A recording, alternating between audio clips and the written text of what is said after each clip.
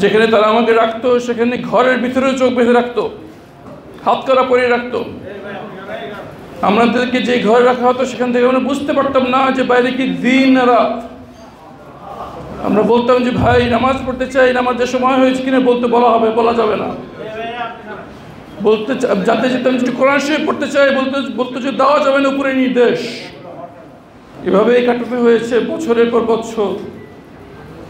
বাংলাদেশের ইসলামী আন্দোলনের ভাইয়েরা নিজেদের ঘরে থাকতে পারে নাই, বোনেরা নিরাপত্তার সাথে রাস্তায় হাঁটতে পারেনি। ঠিক এই বছর এই দিনে আমাদের কাছে মনে হয়েছিল ফ্যাসিবাদ মনে হয় আরও বছরের বছর 2041 সাল পর্যন্ত হয়তো তারা অথবা অনন্তকাল পর্যন্ত তারা বাংলাদেশের এই মাটিকে আঁকড়ে ধরে থাকবে। ভাইয়ের আমার, কিন্তু কোরআনে আল্লাহ বলেছেন মাকারু ওয়া মাকারুল্লাহ ইন্নাল্লাহা খায়রুল মাকিরিন।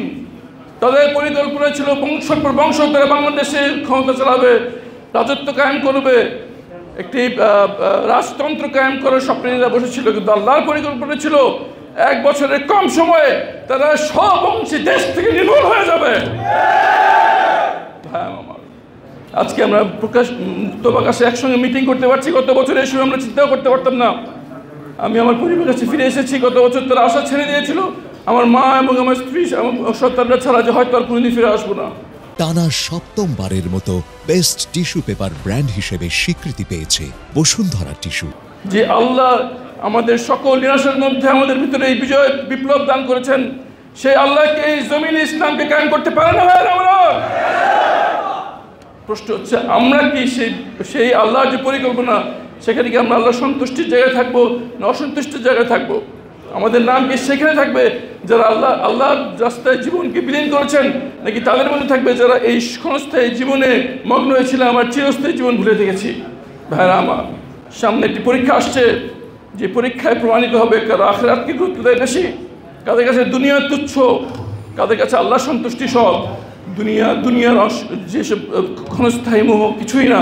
যদি আমরা আখিরাতকে প্রাধান্য দিতে পারি ভাইরা আমার, আল্লাহ তার বরকতের দ্বার, আসমান জমিনের বরকতের দ্বার খুলে দেবেন এবং বাংলাদেশের মাটিকে ইনশাআল্লাহ ইসলামের ঘাঁটি হিসেবে আল্লাহ কবুল করবেন ইনশাআল্লাহ।